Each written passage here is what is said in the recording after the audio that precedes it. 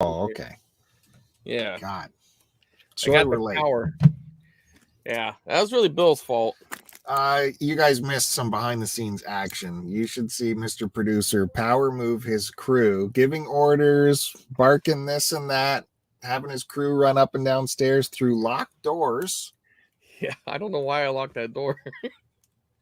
Because he's barricaded in. So I'm like, I don't even want to move this computer because I'll disconnect it.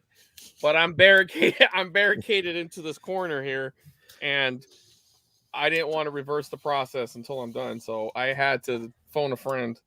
Mm-hmm. Yeah, very exciting. I gotta face this way because that's my only light. I'm down my light over here, so you're just trying to look sexy or something. Fucking a little shadow. Look at this mic; it throws so much shadow. It's a little unprofessional. Bogart action over there. God damn it! So unprofessional. Oh man, I got my water. I'm good to go. I got my holiday elixir right here. A buddy at work creates this thing once a year, and if you're lucky enough, you get some to take home, and it is crazy good. You wouldn't believe how good this is. It sounds fantastic. Oh, woo! Is there alcohol in it? It is a rum-based drink, but it's made with coconut milk and coconut cream and he won't tell me the rest, all kinds of other things, cinnamon sticks, vanilla beans, the works, and then he cooks it all down. He has like 4 cauldrons of this stuff cooking. Yeah. Man, it's really good stuff. I start bugging him about a month before Christmas. You getting the stuff for the thing? Because I don't want you to forget to brew the thing. Dude, it's up there, that Christmas Evil there. The white one. He's still bossing the crew. The top shelf. He's like, you get warmer. This time, though, there you go. Yeah. He's been awfully nice this time when he's on camera. What's that? You're having the whole gang on? No, they're in the chat. Oh, okay. All right. He's so friendly when he's live. Don't be that friendly guy. Don't act like that. We all know you have records. Please have been called many times to Bill's home. Right. Well, thanks everyone for joining us for another edition of VHS show. VHS Live. I don't know. I make the thumbnails. I call it the VHS show. I mean, that was like one of the prototype names, and then we switched it. But the VHS show, you guys like doing that VHS and then an S word afterwards. So I thought. Right, but you remember the whole Live Lives thing? I had that, Right, you had a grand idea. I did have a grand idea, but I realized I don't have the skills to pull it off. So I mean, it sounds great on paper, but I don't have no editing or graphic design, none of that stuff. You can do it. Yeah, it sounds good. I'm gonna have to farm it out to somebody when we get a budget. Look at your TikTok production, man. You can do it. Yeah, well, there's not a lot of work that goes into that. Spoiler alert. I have a pickup video that's coming today. I got to edit it though, so we'll see how that goes. Pickup video. Yeah. Of stuff from Canada? No, I got to do that too. I have like 4. That's all lost. I have a bunch. No, it's thrown in the garbage. No, not at all. Matter of fact, I'm going to show 2 of the highlights, or 3 of them. There's many highlights, but if we show everything, this will be a 5-hour show. Well, happy New Year's. Hey, buddy. You too, man. I didn't know they had New Year's in Canada. We don't. Most of us just go to bed by 9. So that makes no big sense. Deal. Yeah. It's funny. We used to have like big TV productions on all the networks here in Canada for New Year's Eve. And nowadays, every network is so cheap. There are 0 productions on Canadian television. Bieber or Alan Thicke or nothing? Nope. So we watch your. Or did he die? No, he died. So we watch your crappy the ball drop thing. Like, yeah, that is so lame. Yeah, whatever. And I remember as a kid feeling like I was supposed to like that. Mm-hmm. So I remember tuning into that, and You know, even though, you know, we were 3 hours behind because I'm on the best coast, you know. Okay. Yeah. We're not with all you weirdos over there all sweaty and cold. We do control the market, though, don't we? It's our time zone. We're first. Well, we do. I don't know about Canada. I guess you guys control your market, but you're not in the East, right? I mean, you're not in the East. You're not Newfoundland, are you? Newfoundland. No, Eastern time zone. We're that, even though we're But not. Isn't Newfoundland like one more hour above you? Yeah. Yeah, so they're really the true East Coast of Canada. Yeah, and parts of them, I think they're hour and a half. That's how weird they are. How's that even? Newfies. You know, what can I tell you? Yeah, see? California controls the market on the streets. Poops. Yeah. Well. Thanks, Mikey, for joining us. Mother Brain, Duke, the whole family. Big Bandy's here, of course. So thanks, everyone, for coming back to the Midnight is Flashing VHS show, the VHS collection, VHS Live, where we get to see all the dusty, gross, rat-chewed tapes that Chris Roberts finds. And you get to see some highly curated treasures that I pull out. Well, I mean, that statement's accurate. You just got the names flipped. Maybe. What I do have left, if you guys watched the last episode, I was going through this box where I did a major, like, Chris Roberts power move on this seller and got a box of tapes that I really didn't know what was in there. But rather than piecing out $1.50 each a tape, I just said, hey, $5, I'll just take the box away from you. You don't have to worry about it. And she said, sure. So we went through half of it. We'll go through the back half today. I'm not saying there's gold in here, but it'll be interesting and we'll have some stuff to laugh about. You know what? Everything isn't gold. Let me start off by something that's common. I wouldn't call it gold, but it was a nice upgrade. I had this, which is a cool little set. Yeah, it's down there. I had the Lethal Weapon set that's like, it's all the same. It's all silver. It's the loaded weapon set. I think that's what it's called. Mm-hmm. I think it's a really great set. I mean, especially if you were watching VHS at the time, that would have probably been like, oh, this is so much better. It's cleaner, whatever, more. There was added bonuses on it or whatever. But I realized I didn't have like the original. Like I'm more of a first print guy. You know, I want the early stuff because I just think there's just more charm in it. And yeah, because I mean, if I want the clearest picture, you know, obviously I'm watching something on Blu-ray or 4K or whatever. But I got these. I found these the other day for like 25 cents a piece. Really good condition. You know, you got your Christmas Lethal Weapon 1, and you got Lethal Weapon 2. You know, you remember the big line from that? Is that I'm too old for this shit, or is that the first one? No. That's the first one. This one had the go ahead. Gotta finish my poop. Well, yeah, he was on the toilet. That was a pretty great scene. No, I was thinking more diplomatic immunity. You remember that guy? He kept, and then at the end, he's like, "It's been revoked."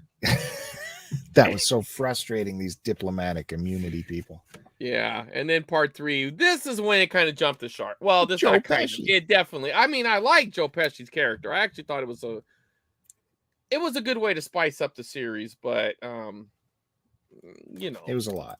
It was a little much. He was very annoying, and I know that was what he was supposed to be, but yeah, a little much. I feel like you're kind of copying my deal with VHS tapes, which is I do not collect the sets. They must be individual releases. And you're like, no, I like the sets because they're so clean.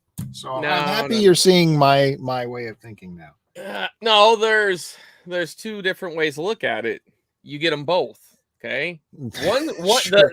the one set is neat, like the Freddy Krueger box set. You have Fred on it. You know what I mean? And that's pretty cool. Yeah. But you'd rather have, if you had to choose, do you want that box set or do you want all the first prints? You're going first prints. First off, they're worth more money. And they just look better because, I mean, they're the original artwork on the front. But it's nice to have them both. I mean, plus they're both good quality. It's not like, they drop down to, your favorite company, Good Times, or, that kind of stuff. The stuff that Bill has primarily in his collection. Yeah. Not denying it. Yeah. I nearly broke my rule last week because I was in the thrift store and someone donated all of their James Bond tapes. And so I'm going through them, collecting James Bond one at a time as they were individually VHS'd out. But this one collection, every tape had its original poster on the tape. Yeah. Even though they were a set, and every one of those retro posters looks so freaking cool on the tape box. But why didn't you just grab it, though? I just had to pump the brakes. I don't got Chris Roberts space. You see that? I don't got Chris Roberts space. I see what you're saying, but then you get rid of something else, like all those westerns and musicals that you're hoarding. No. There's nothing wrong with musicals. There's nothing. We know. we have had this talk off air. But yeah, but I had to step away. But they look so cool, those retro posters on the tapes. And that's all there was, just the retro poster. But I had to stick to my guns. Well, I will say there are some pretty cool box sets that are desired. Like there's the Twin Peaks box set that has like the first season, I believe. I'm not even sure how many seasons of that show there was, but that one's pretty cool. Of course, the Freddy Krueger one that I mentioned. I have the Rocky one around here somewhere. Oh, like this one right here. Let me see if I can get in this frame here. No. Yeah, I guess kind of Pee Wee Herman. Of course, the Star Trek box set. Yeah, the Star Trek box set that has the Enterprise on it. I think that's pretty cool. Mm-hmm. But well, that was weird. I got a little feedback on that one. I do prefer though the regular ones, like you're saying. But in those with the cool sets, I kind of want them both. They do make good bookends too. Like if you have a shelf that doesn't have an end on it. Yeah, for sure. You put that up and it helps. So what? You want to show some of your crap? Sure. All right. And there's lots of treats to look forward to in this episode. Just want to let you know. We're going to show a clip from this YouTube video I was watching. This guy was exploring an abandoned house, been abandoned for about 10 years. And I'm going to show you what he saw along one wall. Look forward to that. Got my crap. Got Chris's cool stuff. And we'll see where it goes from there, right? Chris Roberts' favorite stuff nowadays are these kind of tapes, right? Yeah, I'm still waiting for a copy of that Planes, Trains, and Automobiles, but there's no point now. That latest 4K just filled in all the stuff. No, it's about the commercials. Did they actually put it in the movie though? I keep hearing it, but I don't know if people are saying it right. Are they just the deleted scenes that are separate? Yeah, just deleted scenes, because some of them are extremely rough. No. You want the TV cut though. That's what people. So what about the deleted scenes? You want it in the cut? Okay. I do anyway. That's what I'm looking for. I'm looking for television cuts or cable cuts. We don't know. This one's completely blank. Check that out. Yeah. That's worth showing, eh? You haven't tested any of this yet. No. No. Uh-oh. What's on here? Can you make that out? Debbie Does Dallas. You know, I did come across that tape once. I bet you did. They labeled it here. It's got a strong 8 hours on it. Okay. Anything else? Oh. Again, they wanted you to be sure to know exactly. It was 8 how hours. long this is. It's 8 hours. Oh, that's but it says Bonnie's. Well, that could be interesting, right? I feel like that's a dead name, right? I mean, nobody's naming their kid Bonnie anymore, are they? 8 hours of Bonnie, though? I don't know. Hopefully she had good taste. You never know what Bonnie's up to. Okay, so we got some pretty common stuff here. Previously viewed from Blockbuster. Those are cool. Got your first Spider-Man. What color is the tape? Is it a standard color? Yeah, with the big Blockbuster. I like that though. I like the fact that they put the area code or the. So you could type that into Google, and sometimes it'll show you the exact location. Sometimes it just shows you the city. But that's the store number. Exciting. It's kind of cool. So looks like there's some romance going on there in Spider-Man. Yeah, I know. Imagine that. Would you say that movie has a little bit of rom-com element to it? Yeah, it definitely is loaded with romance. Still a great movie. Yeah, I know. Imagine that. I got some Field of Dreams here. Field of Dreams. Yeah. And yeah, there's kind of like little bit, right? A little bit of romance there. A little bit of romance in that. Imagine that. Or it's 9 to 5. I don't know. Oh, I hope they didn't dub over it. Oh man. Whoa, how about what did Woody Harrelson star with Kiefer Sutherland in? Woody and tagline, Kiefer? How the East Was Won. The East. Oh, I'm guessing it's a Western. Woody and Kiefer. I don't remember. No? No, do you? I know you're looking at it, but did you before that? Yeah, I remember seeing ads for this. I never seen the movie. Yeah. The Cowboy Way. Yeah, I think I could have got there. I do remember that. I never watched it either. That's a modern cowboy movie though, right? Yeah, it's like these two hicks coming to New York or some big city and they're like fish out of water. Yeah. Ordering at the restaurant and stuff. Oh yeah. I wonder if there's a scene where they get held up. Oh, I like that. Your Jumbo video. Yeah, you need to take a pic of that, send that in.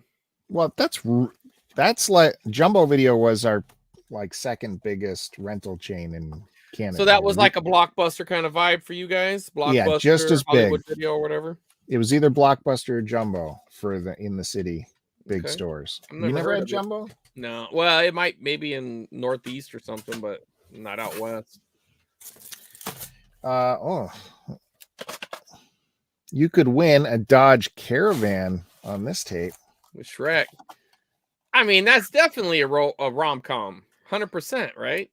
There's I hope people don't decide not to watch this because there's romance in it. I know, because it's still a pretty funny movie. Yeah. There's another sticker for you. Dino Video. Dino. That's not Dino Bravo, is it? Okay. I don't know. You know who Dino Bravo is? Who is it? I do, but just for the audience. Okay, yeah. I hope the audience out. He was a wrestler in the WWF during the 80s. He also was known in your Canadian Stampede Wrestling. Bret Hart was one of his proteges, I think, or at least Stu Hart. I think your guys as a Canadian Mafia took him out. Oh, okay. Yeah, definitely could be. Silence of the Lambs. It's nothing but common tapes here, but that's all right. And that's a cool tape, though. It's a big heavy tape. You got the Orion. Yeah, you know what? There's a couple of versions of that. There's one that's got a red flap on it that I found. I think is pretty cool, but yeah. Now, what do you think of the sequels and the prequel? You a Red Dragon guy, or would you rather watch Manhunter? Yeah, I'd rather watch Manhunter. Really? The rest they were okay. There were moments in it, but yeah. More Dino Video. We got some of All Fears.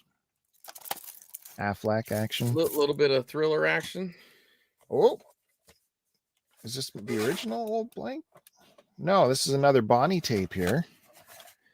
Man, I hope Bonnie has some good taste because you got a couple of her tapes. And again, she wants you to know the time. And 6 hours. She does say it's a movie though, so now it's a little more information. Definitely gonna look through these. What was Bonnie thinking? She wrote movie when she could have just actually said what it was. It's about the same amount of effort. How about a couple clamshells for you? All right. Now, how do you feel about clamshells? Do you not like it because it messes up your shelf flow? Or yeah, for sure. A hilarious treat. That's C Spot Run. Now this was a lot you picked up, right? Yeah, this I didn't. This is all Okay. part Yeah, of I mean, I can't imagine. Let's all take the it cards easy, there. guys. Come on, take it easy over there. That's why we're not spending too much time here. But I remember the first one. I don't know about the second one. Homeward Bound. I've never that was when I was done with Disney stuff. I mean, I wasn't watching their movies anyway. Going to San Fran. And this is another Dino video. A little different label on there.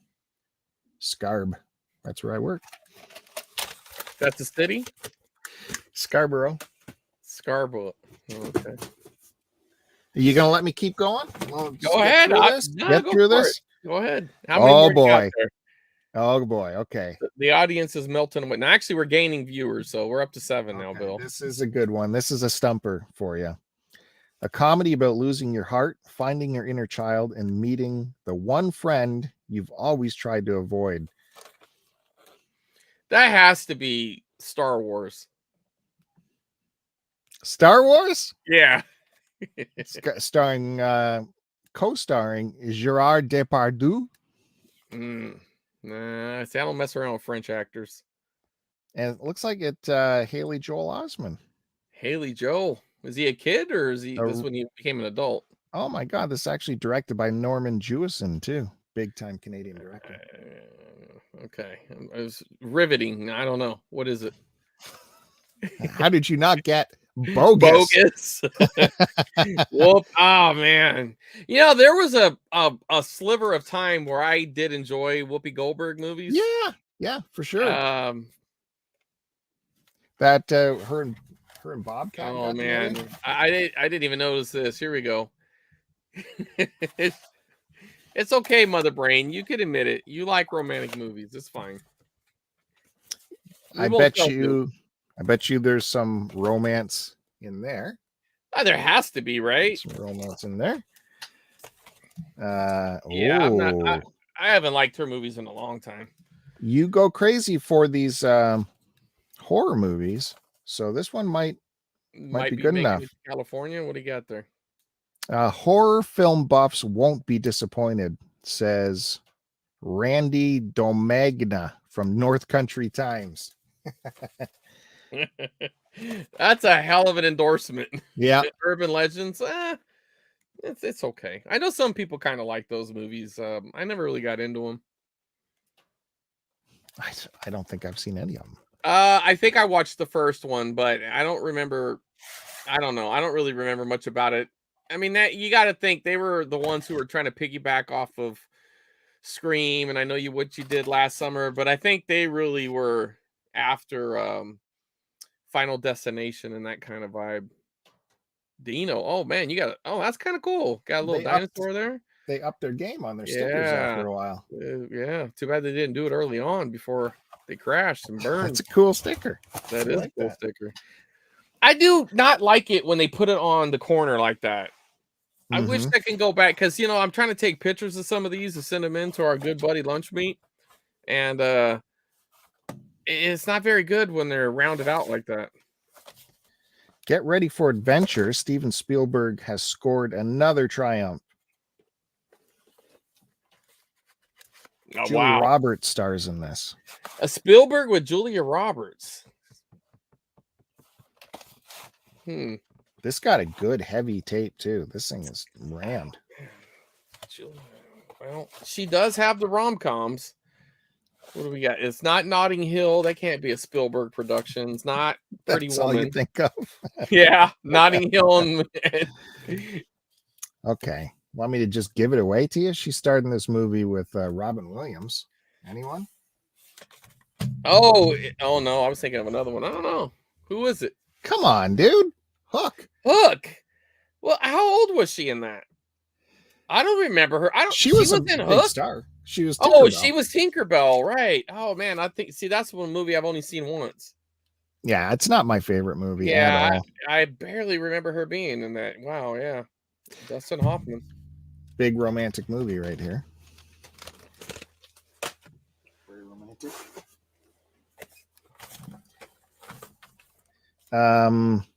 Oh, this says it right on the box. A romantic comedy. Jerry Maguire. That's one I don't remember really watching all the way through. That kept getting shoved down my throat with all the show me the money shit in every commercial. Yeah, still good. Yeah, Still a no, good I movie. probably would like it, but you Some know, there's a guy pirates who there. does he hoarded that at Oh, Jerry yeah? Maguire. He had these so many. Oh, yeah, how many more are you gonna do? Let's. This is it. Just 4 more. 4 more. Okay. That's good. Just when you thought it was safe to go back in the water. Yeah. Too Jaws easy. 2. Too easy. Jaws 2. Yeah. Lots of Special romance in that edition. too, by the way.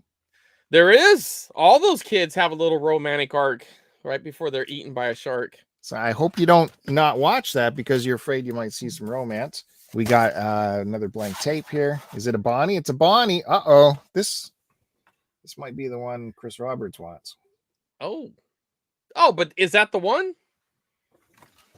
Is that the one you watched? I don't know. I don't remember. Could you possibly have It's 2? weird. They got holes here. You recall that? No. I wonder. That's strange, eh? Yeah, that is. On RCA. Yeah, that's definitely a Canadian thing. I don't remember any holes. A couple of crap ones to end it. Lizzie McGuire. Yeah, that's a good point, Mikey. But look, I like that. Yeah, that is cool. That feels like a Blockbuster deal. What is that?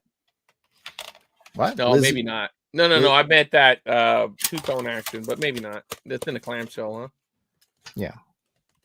And finally, Brendan Fraser, from the creator of George of the Jungle, comes a new kind of hero. This is made for people who romanticize Canadians. Who does that? People who Other love Canadians, the Mounties. Yeah. Oh yeah. You know, so did you ever see The Wrestler, the Mountie? Yes. Yeah. That was great. He had his little cattle prod. They'd make this fake noise when he was shocking people. Oh man, it was brilliant. Ridiculous. Okay, woo, we did it. We made it through my. As I was a kid, I felt like that's how Canadians were. Yeah. That they had to be electrocuting people. I will show the 2 clams that I got. This one, limited printing. They reprinted it. So the first prints came out and they actually look like Blockbuster boxes. Which that would have been cool too, but those went really fast. But Lunch Meat, they did he licensed. I mean, that's kind of big time, right? Yeah. Oh yeah. That's pretty cool. And I got the yellow with the blue flap. You could have got it either way. I just felt like, this one would kind of pop a little different. But so that was kind of cool.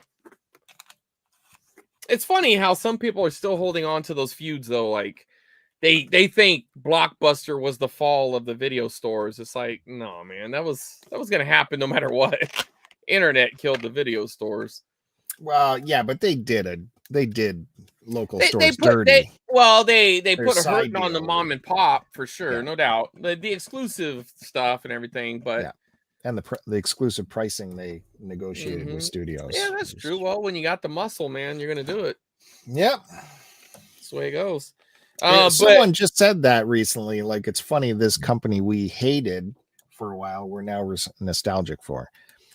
Well, but I mean, for a lot of people, that was their only trip to the video store. They didn't experience mom and pop. Okay. Yeah. And there was something kind of, I mean, I think there was room for both in every town, because with my mom and pop stuff, it was always kind of like they had more action movies. They had more wrestling tapes. They had more horror movies. I'm sure for the perverts, they had more, adult movies.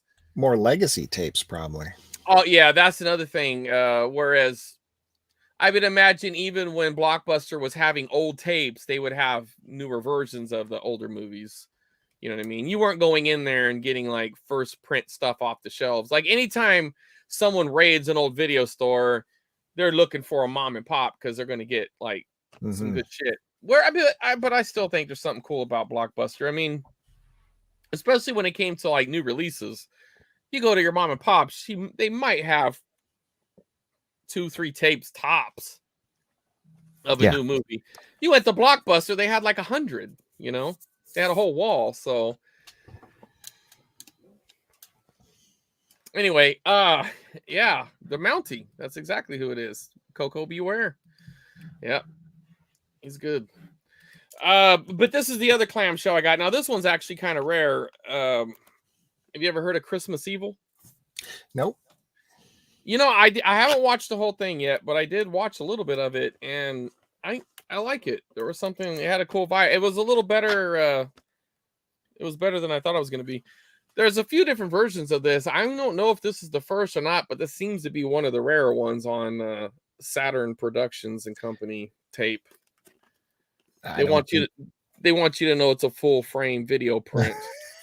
Yeah, we cut that puppy up for you. Yeah, they want you to know. It just, imagine how mad people used to be though when it was in letterbox or widescreen. Yes. They used to hate it.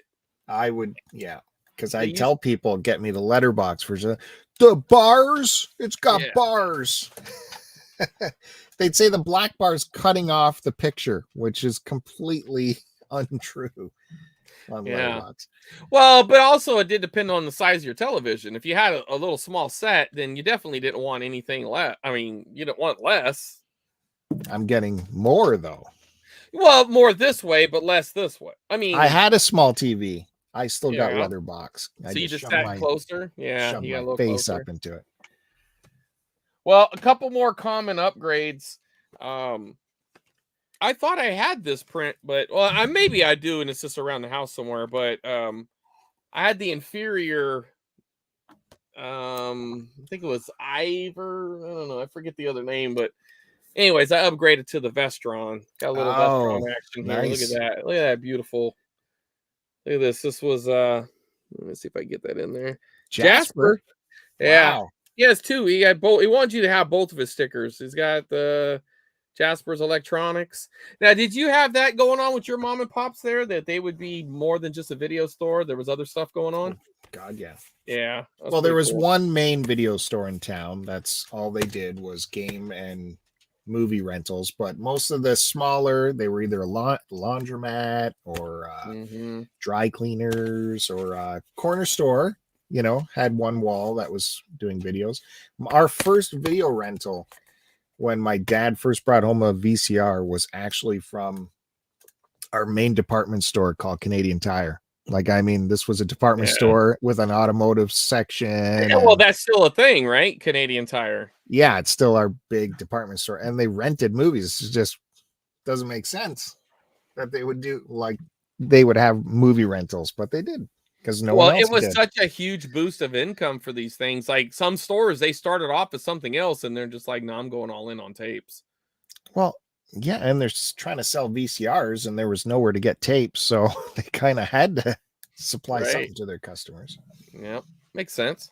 Yeah. And then this is another one. I actually kind of felt shameful that I didn't have the first print because this is, even though I don't think it's as good as I used to think. I mean, I still do enjoy it, but I felt like Arnold got a little more polish as he went on in his acting career. But Commando, I mean, look at that, dude. Tell me that doesn't look how clean that is. So I had the inferior, just the standard, it would say Fox on the side, 20th Century. And now this is the CBS Fox. Yeah, with Ray Don Chong. Mm-hmm. Now, if someone were to think that movie had a little bit too much seduction in it, between Arnold and Ray Don Chong, that might be a mistake not to watch that movie because of that. Right, because I mean, there's definitely a romantic arc between these two. They start off romance. Yeah, she didn't like him. He's a scumbag. He's being snarky with her, doing the little quips back and forth. And by the end, I think it's safe to say they kind of fall for each other. Absolutely. That was the entire movie had a romantic arc to it. Yep. Let off some steam, Bennett. Yeah. This one, I don't have the cover for it, which I wish I did, but I found this on eBay for, I think, $12. And complete the normal way. I don't know. I think it's like in the 50 range. It might be less than that. I'm not quite sure. But I really do like this box because it has this. Commando is a cool movie. It's got this little all-star movies here, but have you ever seen Roto or Rotar? Rotar. Yeah, no. Rotar. I'll try to find a clip and post it up maybe somewhere. What's that But, distributor? That's a cool logo too. Yeah, it's Imperial. I will actually look for, but they have another cool sticker right there too, that All-Star Movies. I will have to find an actual real box for it, but I just wanted it because I wanted just to have the movie. It's an action movie, but it has like some really bad scenes in it, and there's a bar scene where it's pretty fun because it's one of those clips that get passed around a lot. Like this, I'm pretty sure Rotar must be some sort of robot or something, and he kind of like comes into this bar to start some trouble. So this dude steps up and like they're squaring off, and like the guy like rips his shirt off, and it's just, and then the way the guy like just like kicks him in the face, and it's like so systematic, and yeah, it's great, man. It's so bad it's good kind of thing, and as good as Terminator, it sounds like. I don't know if I'd go that far, but back to the Blockbuster thing. I found this yesterday. This is kind of in that early 2000s. Well, it is. I think it's 2003. And horror movies they were trying to find their way again. They kind of fell off a little bit. And this is Joyride. But what I really liked about it is it's got the Blockbuster exclusive tape. Holy shit. I think I have that somewhere. So you got the label, which is upside down. Because I don't have a tape looking like that though. And then it has the store ID on the back, which I like that. And then it has the previewed sticker, they had it taped in. You don't have it, Bill. They didn't. That is so familiar. I think that was in my junk pile. You told me to get rid of, and then Joyride. No, I would have told you to take a look at it. I don't think it's great. I mean, it's an okay movie. It's not bad. I couldn't have that tape inside. It's got Paul Walker in it, and he's all about family, so you got to check it out. And I think this is the last of the common-ish tapes. But this was another one. Like I think I have this, but this looked really cool because it's got a lot of the little stuff on it. But got a little Full Metal Jacket action. Got the little R sticker here to let you know this is a bad movie for kids. Yeah. But I think if you look close, though, it looks like there's some Sharpie action going on there. So, oh yeah, what? I don't really know what happened there. What What would it have been originally? PR or something? I don't know. Or maybe it was both, and it was up to them to mark it out. Maybe it was G or R. Like I don't know. Oh, I got an FV on mine. Oh yeah. So yeah, this still has the little slip cover on it. There's stickers. I don't think they had any. Yeah, I guess they really didn't have. They have this one, but it doesn't say the store name on it. But it does match. So my serial numbers match. So I guess that's cool. Here we go. See that, Bill? It's a match set. I'll show you my sticker here. Go ahead. Oh yeah, that's way cool. Earl Kennedy. Who's that? Was that some local dude? Earl Kennedy. Well, that guy came up with the best name, right? Yeah, just put my name on it. Who cares? It's gonna be my name on the front of this store. They making up no fake name for my store. Oh, but I do have a hold on. There's also a genre sticker on here. Do you want to see that? Yeah, let's see it. War. Oh, okay. But it's under the spine label. How'd they manage that? It looks like that spine label came off and they glued it back on. Because look, they even threw that other sticker down at the end there to probably hold it. Wouldn't that be the Warner Home Video does that sticker though? No. What's yours look like? Where's your spine? Yeah, it doesn't look like Whip that. it out. I'm going to, but no. See, that's supposed to be here on the end. I bet you all that stuff fell off into some. Well, but that's a Canadian print, though. Yeah. No, it's straight up Warner. Let me see let's see your in label. Why does yours look funky? My in label, my spine. Okay, well, whatever you want to call it. Well, zoom in, dude. Hold on. Well, I got two hands. Yeah, I don't know. There's something different. See how mine's got all this extra. Yeah. What's your number over here? 117. Same number. Same catalog number, just mine's better. Earl I did don't know, it well. man. I think mine looks cooler. Is yours digitally processed? Mine's got Dolby something reduction. Dolby B something. Let's see. B type? Yeah. Dolby B type noise reduction. Does yours have that? Yeah, absolutely. The inner audio tracks on this tape has been encoded with Dolby B type encoded, noise reduction. So yours don't have that. Yeah, it told me it on here. Oh, does yours digitally process though? Oh, of course it's digitally processed. It has to be. Mine is better, dude. And it's got closed captions too. This one's a 1988 print. I bet yours is in the 90s.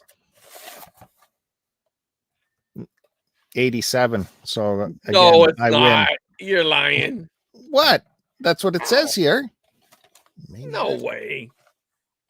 No. On the box. Well, that doesn't count. This is mine says 87 too. That's the movie. When did the box come out on VHS? At the very bottom is the print. 1982. Right, no way. The movie didn't even exist. 88 Warner. At the bottom. You see it? Look, it's right there. Well, if it don't have a date on, yeah, is it 88? Sure 88. Man, that's got to be Canadian. Mine says California. Where does it say? Mine's got adult up here. You got adult? Yeah, adult drama right there. Bam. Even better. Look, I got the Warner Brother barcode. I mean the watermarking on my on the little plastic here, man. Yeah, I don't got that. Yeah, see. Oh, was yours? Did it get a byline from the Toronto Star or the Globe and Mail? Of course it did, but I don't know why they would go to that rag. Wow, you have a Canadian byline on yours. I know, they were fucking going for. You were like, what? It must be on all of them. Yeah, I feel like we got the same time frame. I don't know why yours looks different. You must have got the knockoff. You got store brand. It's clean. I think you got the Wish tape. So I didn't mean to take from your segment. No. It's totally fine. Yesterday I found a couple of pre-recorded tapes. I don't know where the other one is. The other one was it's right here. This one was garbage, I think. I don't know. I didn't go all the way through it, but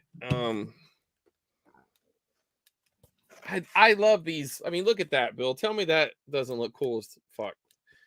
With the little rainbow to let you know it's in color but it had Sting. Not Bonnie's. Yeah, no, it's not Bonnie's, but it Bring On the Night by Sting. Yeah, I wasn't too into it, so that will go into like the dub over pile. Mm-hmm.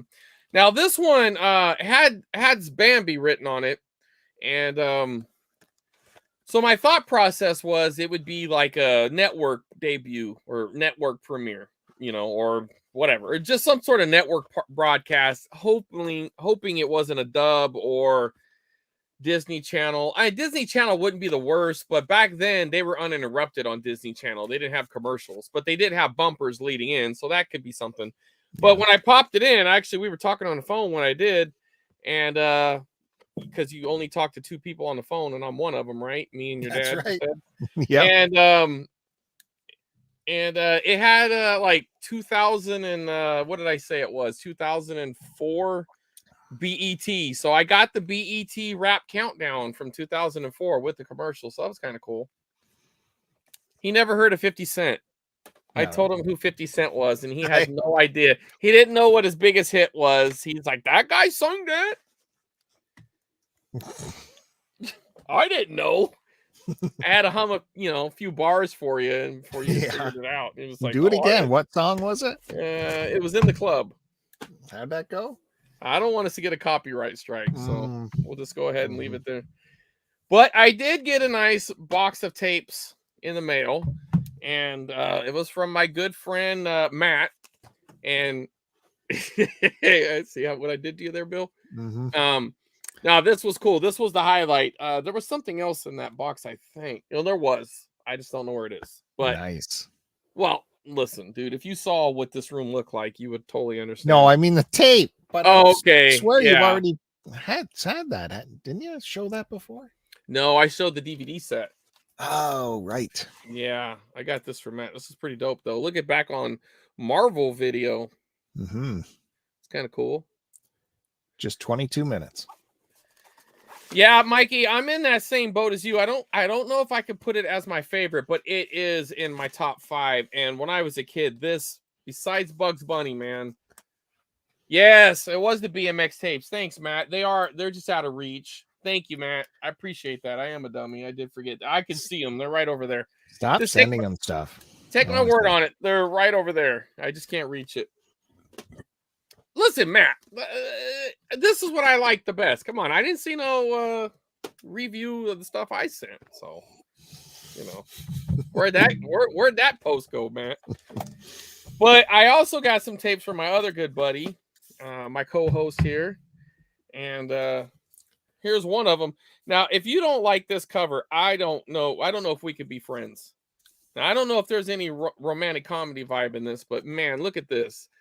Star Crash. So right off the bat, they're, they want you to think it's Star Wars. They hit you with a little Battlestar Galactica or something there. You got the lightsaber. You got Leia in her sexy outfit there. All the things are happening. It looks like a Star Destroyer or something. Man, this looks, it's right up my alley. It's a space adventure. Look at that stop motion robot back there, dude. Yeah. I think they ripped off the design for Bender from Futurama. Like, look at that. I don't know how that tape got in the box. I don't know, man, but I was happy when I opened it up and saw that in there. Look at that. What's going on? Does that robot have boobs? It does. And Hasselhoff's in that movie too, if I recall. That, I think you're right. I think they did. Amazingly, they didn't promote him on this, which you would have figured he'd have been all over it. Yeah, he must have had a small role. I don't even see him. I don't know if Hasselhoff. Yeah, he is. Yeah, you're right. He's right there. Looks like Christopher Plummer or something. Was it? Yep, there's Christopher Plummer. Yeah, crazy.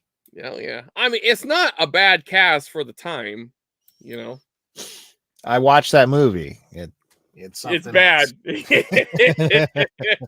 I don't care, man. This is cool, and it's a nice little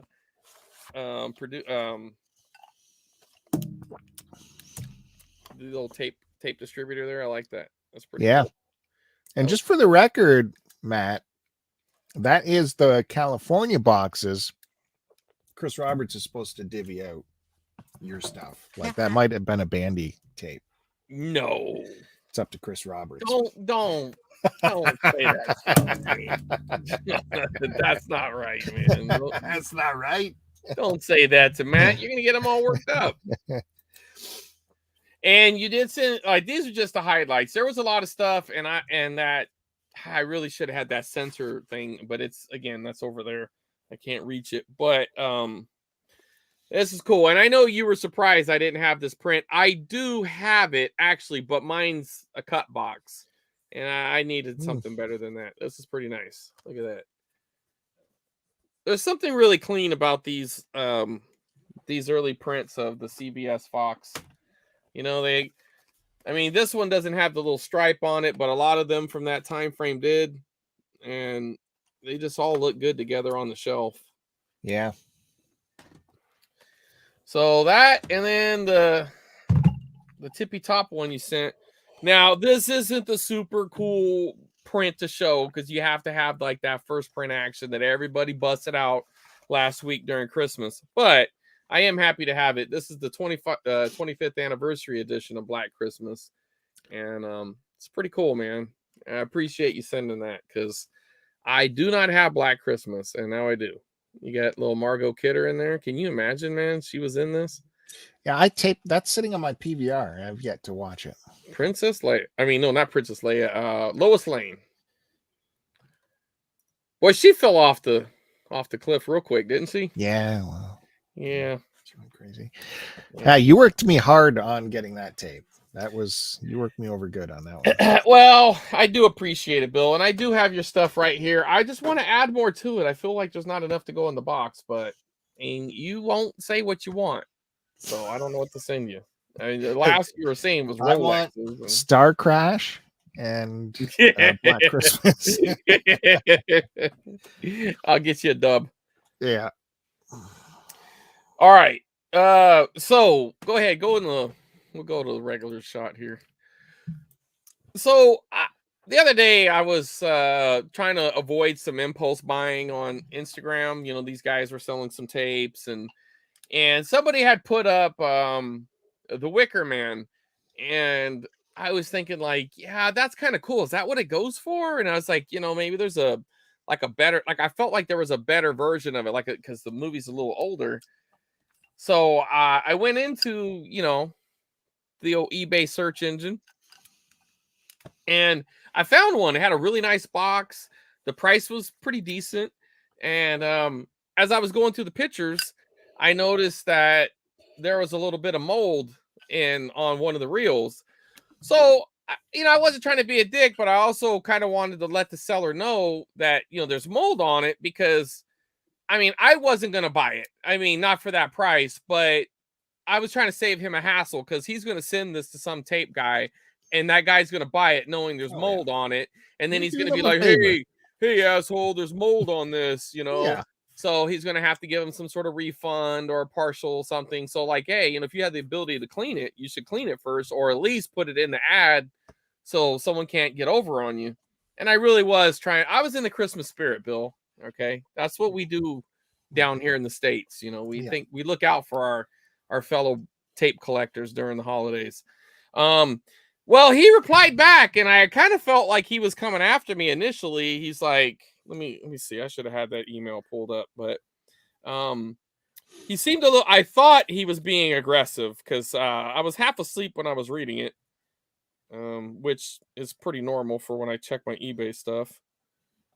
But let's see, where'd he go? Yeah, should have been prepared. Anyways, essentially, he's like, no way, man, you know, like, what the fuck, or something like that. And then he's like, you're that guy from that Dollar Dork show, and man, dude, I used to listen to you all the time, and dude, I appreciate it, and what happened to the podcast, and I used to listen to it going to work all the time, and man, it helped me get going, and, you know, like, he was just saying all this really nice stuff. And he's like, you know what, man? Crazy. He's like, you know what? Fuck it. What's your address? I'm just going to send it to you. And he just sent it to me. So here it is. Big celebrity. Yeah, look at that. It's got the bottom flap. Holy. See, I got that in a clamshell. You know what? I mean, there's some charm to clamshells, but this is a nice early media release. But this is what I noticed. I haven't cleaned it yet. I've been meaning to, but I want to record it. And that's going to come off really easy, though. Like, I got those cleaners. That Geneva cleaner that I got is going to clean this in like 2 seconds.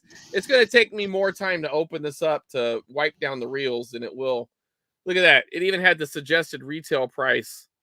Like, you know, that's some early VHS stuff right there. Look at that, 1995 or 85. That's clean, man. It doesn't have the end label, but you know, that happens a lot. The glue would pop off on these tapes. Sometimes, if you're lucky, they're still in the box. I wasn't lucky on that, but I am fortunate to get it for free. And once I clean it up, it should be about a $50, $60 tape on the house. But man, look at that. This thing's heavy too. You can murder somebody with this tape, Bill. Mr. Celebrity. Yeah. Man, imagine that. Dollar Dorks, of course, a big time podcast you're on with my buddy Derek. Yeah. Oh, good old Derek. Swapped eBay stories and educated people on online buying and selling. It was a good show. You know what? I really did enjoy that. It came at the right time. I was looking to do something, and Derek had reached out and invited me on the show that he kind of did solo at the time. I don't know if he originally did it with the guest or not, but I guess his idea was, his original idea was just to kind of promote reselling and talk about it, and maybe the you know, what you bought and how much you sold it for. And I really wanted to get more into, I felt like what I brought to the table was more about the ins and outs of kind of the way the eBay worked, as far as, you know, navigating the drama on eBay. Because everybody who sold on eBay has got a return request, and a lot of times you feel like they're unjustified. I mean, most sellers, I think, don't go through the trouble to try to be deceptive, because I mean, especially now, you'd be stupid to do it now, because eBay's return policy is insane. I mean, you're going to pretty much eat that return every time. Yeah. Back then, you could fight returns.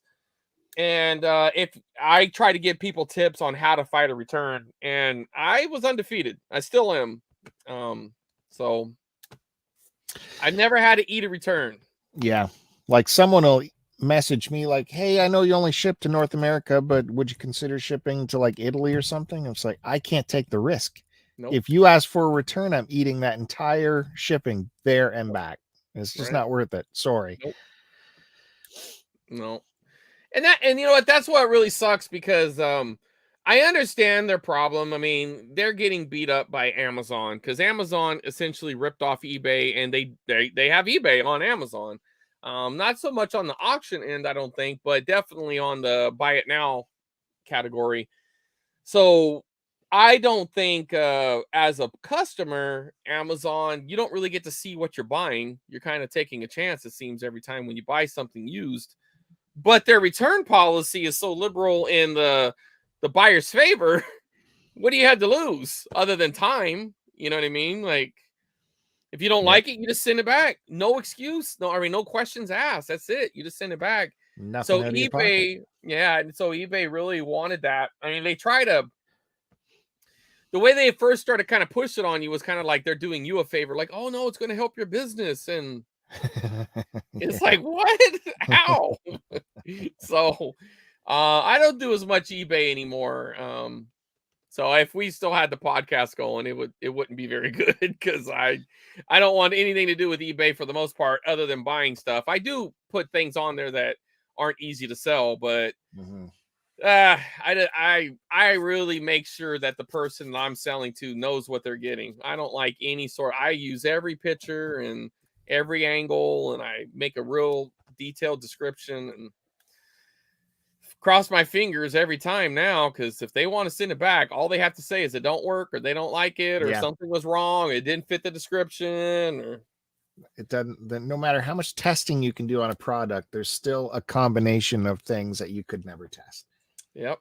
Like a controller, you could say it totally works, and then they go, oh, you know what, when you hit X and RB together, it didn't work. Right. You know, what? Why would I do that? Yeah, I'm a big jerk. Anyways, we're delving into the dollar dorks. So no, it's okay. But check them out. So I wish I had the guy's name right offhand, but he knows who he is if he tuned into this, and I do appreciate. I did tell him about it, so we might have a new viewer. Never know. I do appreciate the Wicker Man. It is going to get cleaned up soon. I will have a video on that, and it's best known. Well, at least I think there's a sequel or a remake, right? Because the remake has what's his face in it? Because it's always the bees, right? Doesn't it have you know, the asshole from Raising Arizona and all that stuff? Nicolas Cage? Nicolas Cage. Yeah, there's something where Really? it's like the bees. I think that's a remake of that, but I could be mixing some movies up. All right, you got anything you want to show? You want to we'll do a little sidebar here and show that video of the abandoned house and what was found. I just happened to be talking to you on the phone about it, and I thought you'd be interested to see it. So heck, why not show it on the show? Yeah, it was a 2006 remake. It's best known for him screaming about bees on his face. Oh, I wonder if that's the one I have. No, it's not. Christopher someone is the top one. Yeah. Okay, let's see if we can get this going here. So this guy, he's a local to me, urban explorer. Did you say Christopher someone? You mean Christopher Lee? Like, come on, dude. Yeah, right. It's Chris someone Lee. Right. Hey. You act like it's a nobody. Local explorer here, urban explorer. That's when you go check out, you know, abandoned houses and take a look inside, you know, explore them. It's a hobby I used to do quite a bit. I haven't done it in a long time, but you know, the rule is take only photographs, leave only footprints. But if I saw what was in this house, man, I'd be tempted to back the car up and take a look. Let's see here. And what the heck's in this box of electronics? Even that's pretty tempting. Dude, what's that? Oh man, it looks grimy, but some of that could be cleaned up. Even that remote could be worth something. You never know. What's that? A tether ball? Oh, it's a globe. Why is that globe round? That's an old one. Yeah. So the story was this house, some old lady lived there by herself and died of yeah. R.I.P. Yeah. But these tapes don't really look like old lady tapes. Oh, dude, look at that tiger. Man, you need that for your bedroom, Bill. That's how you're going to get back on the phone. Put that right over your bed. You won't need no rom-coms. Oh, look at that, dude. Yeah, floor to ceiling. So I don't know if that's really old lady tapes, do you? I'm trying to zoom in there. Let's see. What do I see? I don't know, man, but I'm surprised because with that little thing, that's got to be her deadbeat son used to live in that area, right? There's your Joyride. There is Joyride. What's Scissors? I don't know. There's Killing Zoe from Roger Avery. Okay. Tarantino's boy did that. Fast Times. See Pitch. Is that Indecent Proposal? I think I just saw. Girl Fight. The Craft. Oh man. Blow. Excalibur. You just went right past Blow. I know that's obvious. I bet you saw that. Yeah. Blow, Frailty. Yeah, this feels like a lot of 2000 stuff. I'm not really seeing any age. I don't know. Maybe he cleaned out your local Dino's. Oh, that's good. Oh, got a little Mad Max action there. Iron Will, Baby Geniuses, Lethal Weapon 4. You got to have that. That's got Jet Li. There's Tombstone. Deuce Bigelow. Man, this guy was a man of fine taste, I see. But if you notice, like, there's a few layers there. You see there's tapes back here. Oh, yeah. Oh, that's thick. Maybe the good shit's behind it. So, yeah. Isn't that something? So this dude just went into an abandoned house? He did. Abandoned farmhouse, it said. Yeah. Wow, that guy should have loaded all that up. No, that's against, the code. Is it? What the code? The Urban Explorer code, because then the next explorer doesn't get to see those artifacts. Oh. So okay, wait a minute. You're telling me you were an urban explorer, that you went into old abandoned buildings and look around? Yep. It's in Canada. So where in Canada is that? From what I picked up from the video, it's about an hour from where I'm at, but there's no way of knowing exactly where. This guy obviously doesn't. You can't give up your locations, because then the house will be trashed and everything will get broken and graffiti eyes and everything else. Right. Yeah, but I bet you somebody's done the work. You could probably find it. That is a shame, though. Out of all that, there has to be a few tapes worth salvaging. Oh, yeah. I mean, there's a lot of stuff there that is not really necessary, but I bet you there's got to be something in there. But being where it is, kind of the condition, oh, man, at the top, I thought I saw some big boxes right there. Yeah. Oh, yeah, I saw a few at the very top. You could have a mold situation there, but you never know. They're just going to get rolled over and demolished when they demolish the house. See, that's the thing. That needs to be taken out of there, or at least something. Go through at least. You never know what's missing. Yeah, that top left corner definitely has a second layer behind it. I mean, that whole thing does, I'm sure, but It actually has 3. I looked super close at you this saw video. you saw something. Oh wow. So 3 well, you layers. know what? That was probably a closet. Or like some sort of cupboard or whatever, something. Yeah. Well, it can't be that thick though. It looks like you got that window on the back side of it. How wide is that? Well, I imagine it's whatever the width of that is between those tapes and that window is probably the width, right? Mm-hmm. It's not too bad. I can see a third layer being in there. Yeah, it's definitely, there's the second one, and I thought I saw a third one back here, but maybe that's too Well, much either way, possible. that's still at least a couple hundred tapes at a minimum. Because that's got to at least be 50 tapes there. Well, maybe that's a few hundred tapes there, right? Each of those stacks have got to be 50 at least. Yeah, so that's It 1, is. 2, 3, 4, 5. That's probably 1,000 tapes there, or close to it. Oof, jeez. Yeah.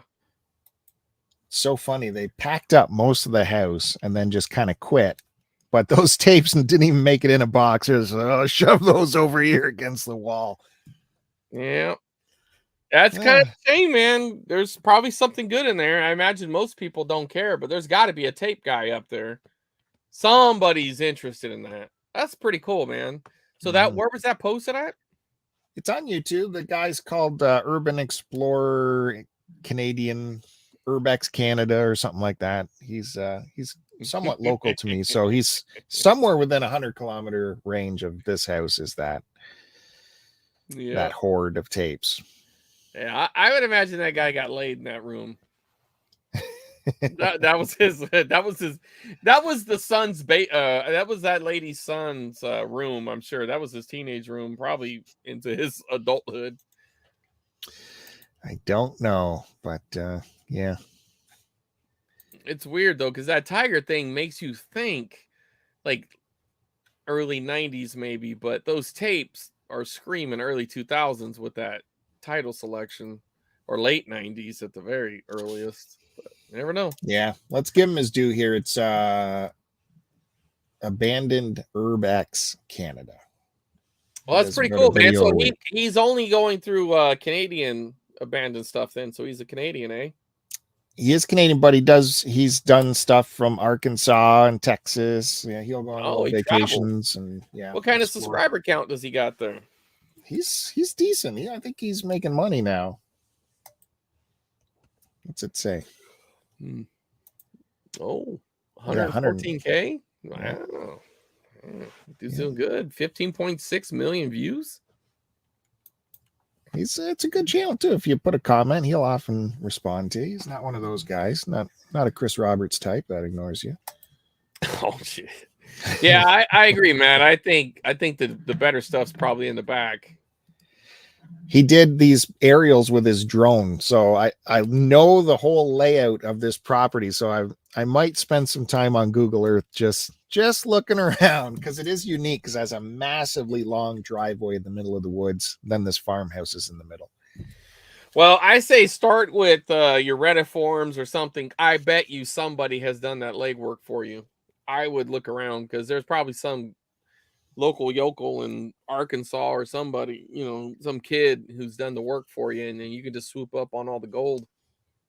Fuck those urban explorers, man. They don't care about those damn tapes. The video exists. They want to explore it. Let them watch the video. Well, if the tapes weren't there, that guy, I would have never showed it to you and the rest of our audience. So exactly. See, so it did him good that he left the tape. Right. I'm sure we're helping that 117K subscriber count that he has. You only take photos. That's the rule. It's code. Yeah. Oh, the video actually breaks code. What?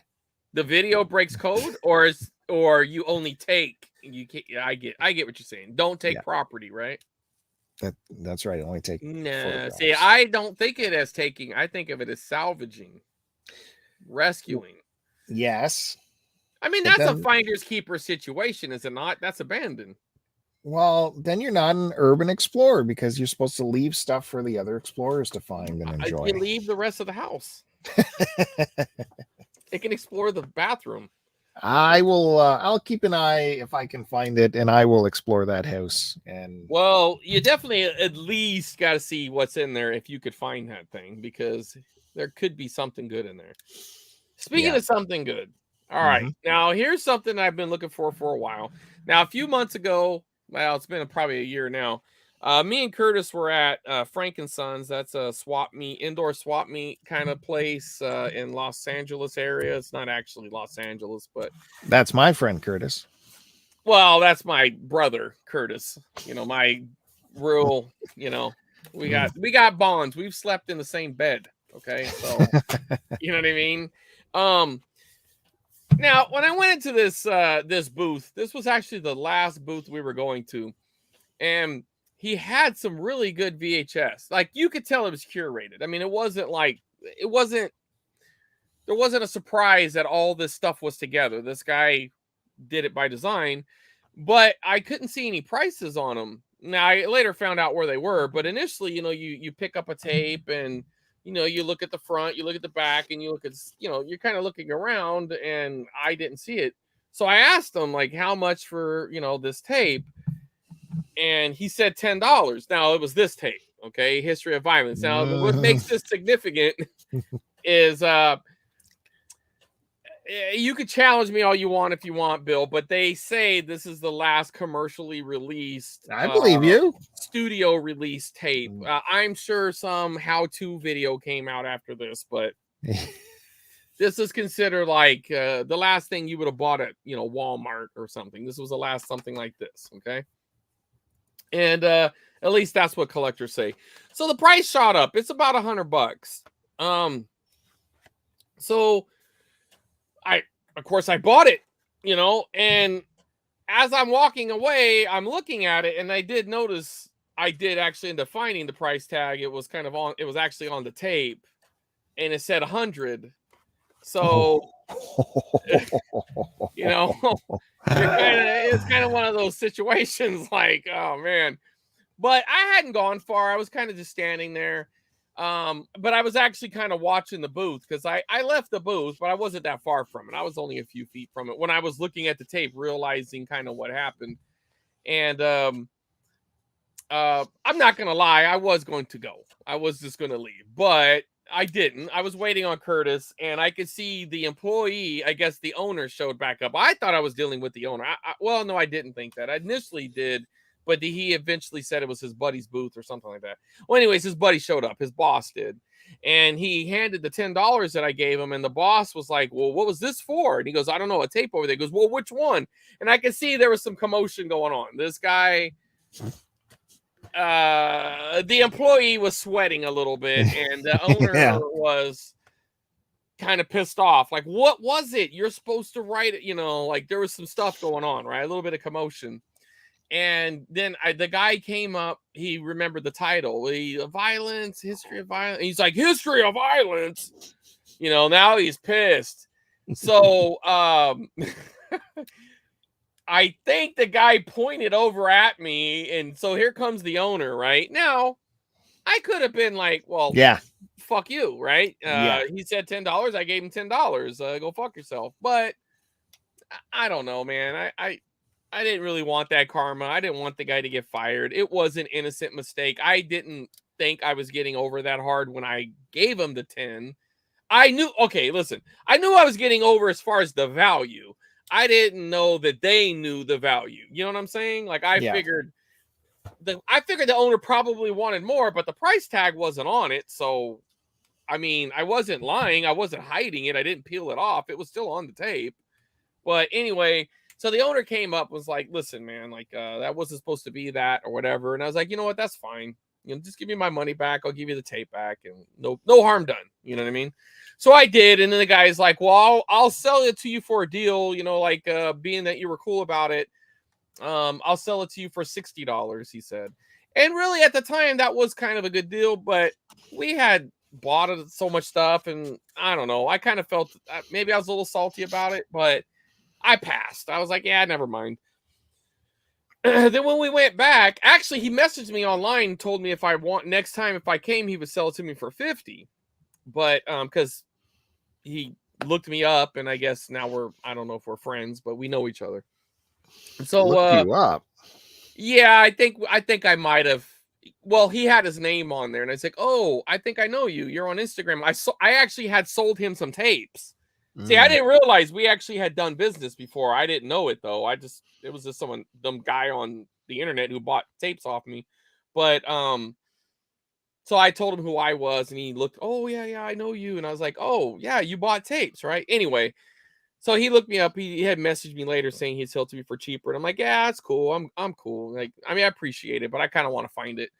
And I didn't actually find it, but now a few years later, I keep seeing the price still hovering around 100, and I know someday I'm actually going to find it. But I had made a bunch of sales on Instagram, and then this guy, he was just trying to sell some tapes to raise some Christmas money up. So I went ahead and I paid 50 for it. So I know that probably blows your mind, but I mean, right now, if I wanted to, I could easily double my money.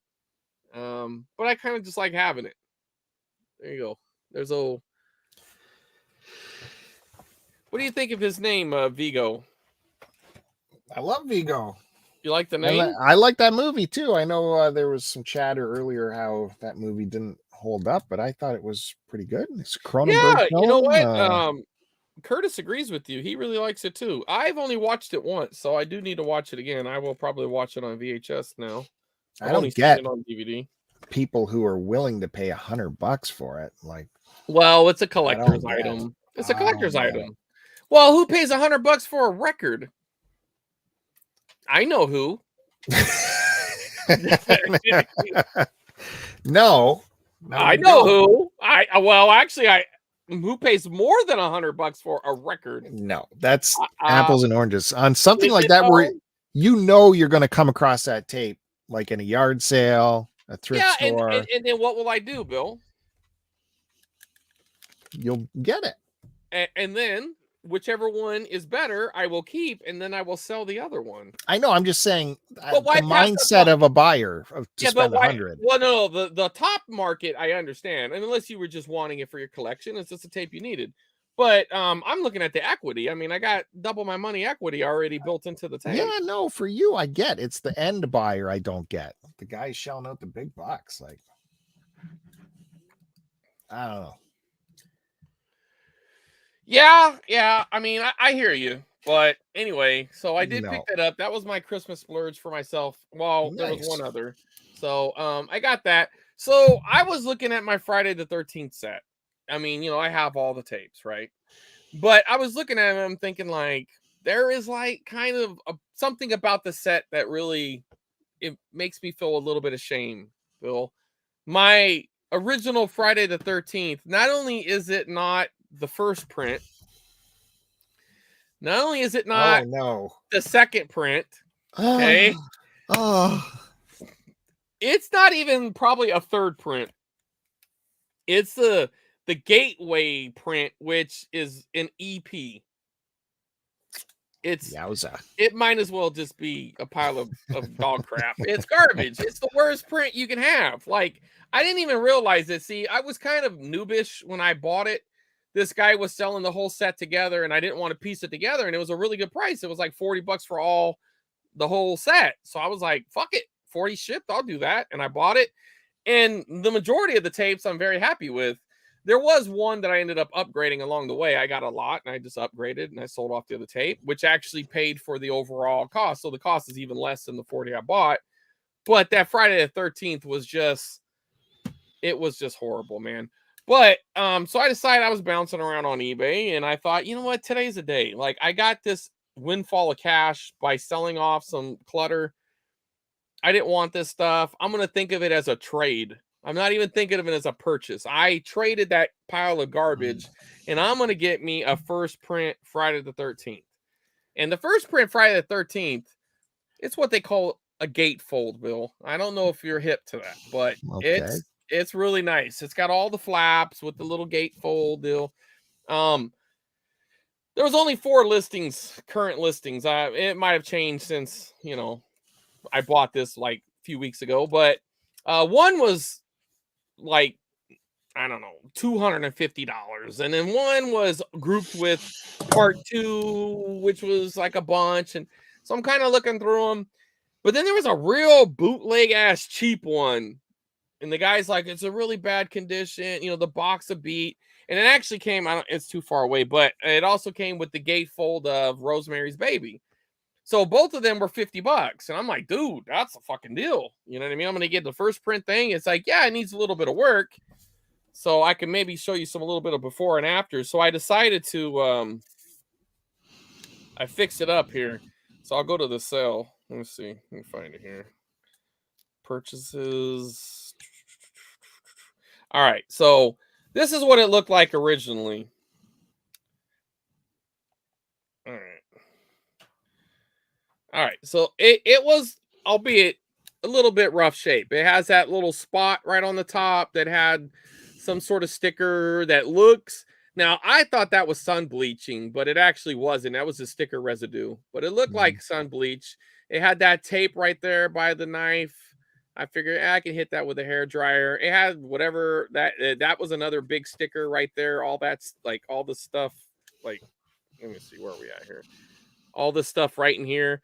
There was a bunch of goop there, and then it had this shit on the bottom. Now that stuff definitely looks like a tear.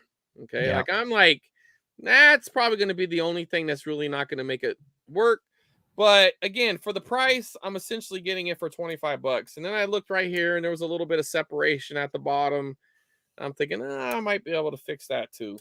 And there's a little bit of goop and tape on the side right there. You can see a big stick of tape, and the back actually looked pretty good. There was a little bit of tape right there. So I'm assuming wherever this guy bought it from was probably some sort of thrift store or something, and they taped it. So what I ended up doing is I bought it, and as you can see where it was on this side, there was that big yellow spot or whatever. Yeah. That's gone. Almost. Yeah, little bit right there. But from right here, looks pretty good, no? I love that cover. That's awesome. Yeah. And then right there where there was tape, I mean, that little nick was under the tape. So that actually didn't happen during the removal of the tape. And on the side, that tape that was there, that's gone. And the back where there was tape right there, that little tear, that was already there. That's in the picture. So I didn't add no damage. I just fixed it. But the bottom where there was that really rough spot. So I hair dried it. I took off because there was like, I don't know if it was like a piece of plastic or Velcro, or there was something that was stuck to the box. Well, I hit it with the hair dryer, really worked on it. And then, how I had cleaned out that video store recently, and they happened to have a couple of their stickers. So I just went ahead and put it right over there. So there you go. What do you think of that? I don't know what to think of that.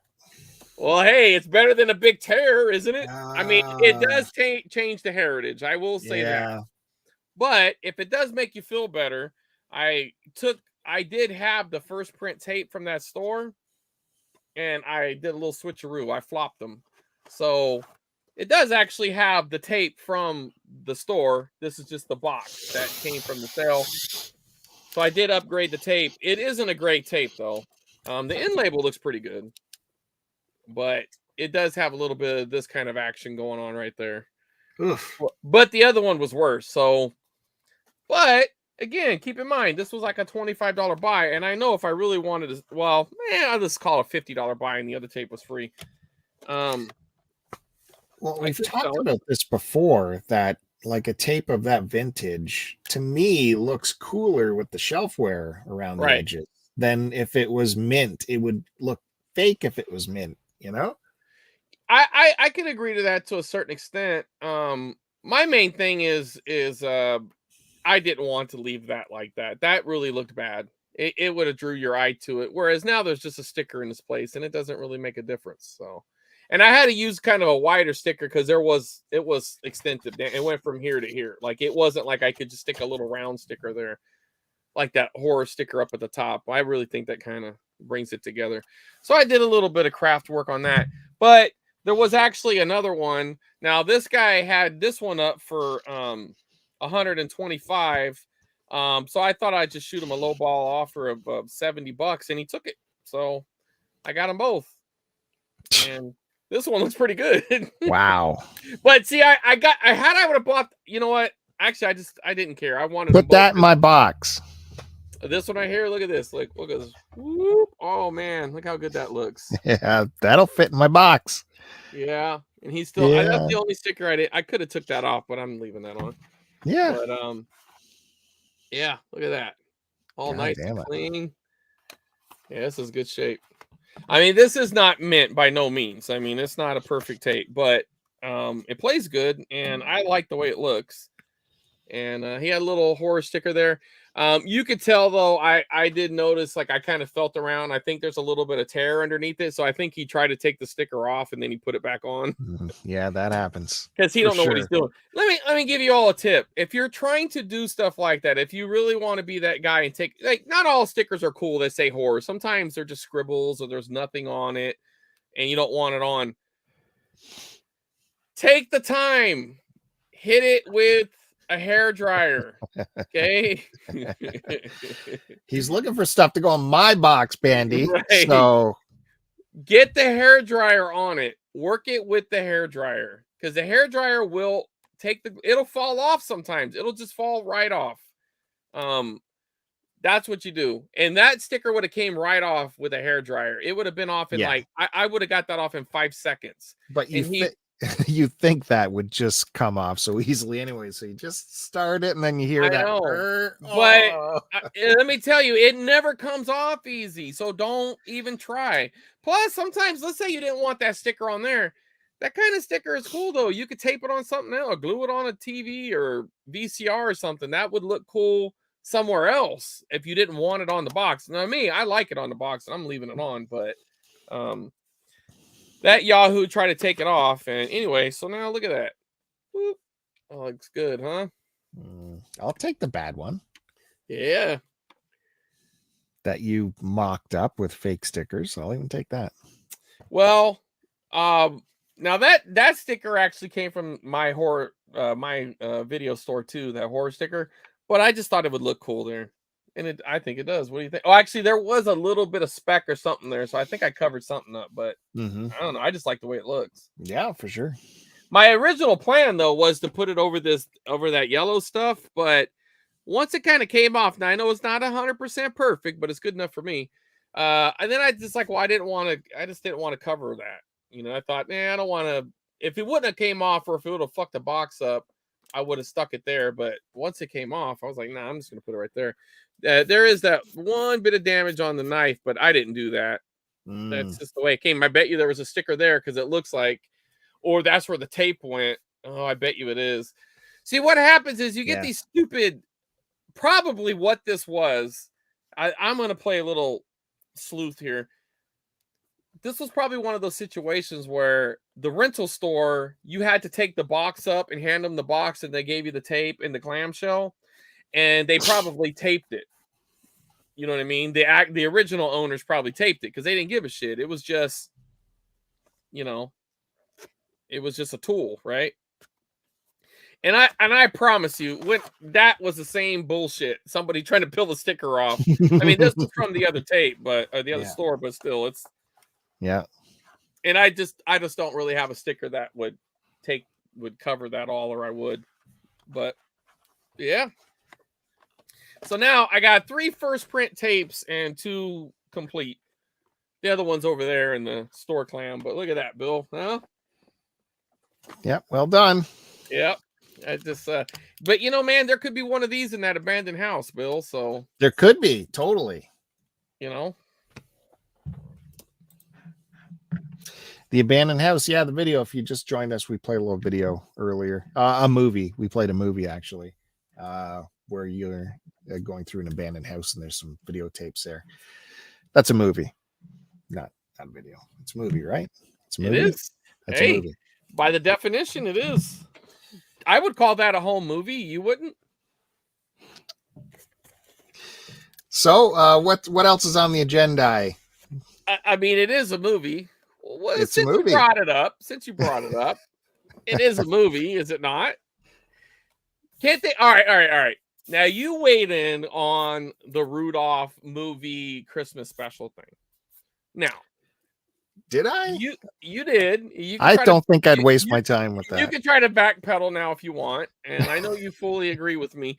But you made a point that in your TV, what did you call it? Your program grids. Your program grids. It That is said always called a special, never a movie. correct, but you do know that is a marketing tool. No, that is not a marketing tool. You That don't is think my that's a marketing programming tool? grid that only I see behind the scenes, never a movie. Well, So right, but you're putting it up because that's its name, right? Is that not what is? no, it would be called like Sunday Night Specials or something like that. Never a movie. Okay. Well, okay. What if it was an episode of Matlock? What would it say? If it was an episode of Matlock, it would say Right. Matlock episode 106 or whatever. Right. So indicating that it was what, a TV show, or what, or it's just indicating its title. So that special thing is a generic thing. If it was the Sunday night special movie of the week. No, Rudolph special. No. I'm not talking about Rudolph. I'm just saying, Okay. you know how broadcasting, they had movies once a week. Movie right? of the week. Movie of the week. So is that what they're called then? They're the Yep. movie of the week. So it like so MOWs. if History of Violence was played, it's not a movie, it's a movie of the week now. No, right? that's a movie. I mean, No, we it's also a had movie of the week. weeks. Though. No, but the TV called it a movie of the week, so now it's a movie of the week, though, right? No, that would be a movie, but we also had, especially in Canada, it was a government funded thing called Movie of the Week, which was a Canadian movie. I mean, those are movies. But they're movies, though. For instance, the year in review show for a certain magazine show I aired was not called a movie; it was called a special. Yeah, but that's a review show. Oh, that's a review show. But I mean, there's a difference between like a documentary or a review. Like you wouldn't call Siskel and Ebert a TV. I mean, it's a TV show, I suppose, but it's a review. They're reviewing not movies. A movie. Not a movie. By the definition, it is. But I would concede that it's not a movie. But by the definition, it is. Oh, I think we got him. You're right, Duke. He threw in the towel. I did not realize that is a terrible mountain to climb. No, Rudolph is a movie and a special. It could be both. So you're saying that The Wizard of Oz is a special then, right? No, that's a movie. Why? Because it's a feature movie. Correct. What makes it a feature movie? Because that's how it was created as a feature-length movie, or there's a short film movie. Did you see it in the movie theater? No. You saw it when? On television, probably. During the holidays, per se, right? No. Probably anytime. The first time? No. We're talking about early childhood here. Okay. Uh-huh. Still would have been a movie. Would it though? Because how was it advertised? As a movie. No. Sunday night movie. Special. I will pull up CBS, that little logo thing, because I have it recorded around here. I got a home recording, and it has that whole CBS special. Yeah, and that special logo presentation. Thing. No. Okay, but it's a special presentation of Thursday night movie. What do you think a TV special is?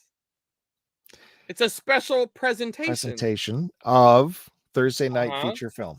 Correct. So movie. I'm glad you agree. Thank you. I appreciate it, because that's what the special stands for. It's a special presentation.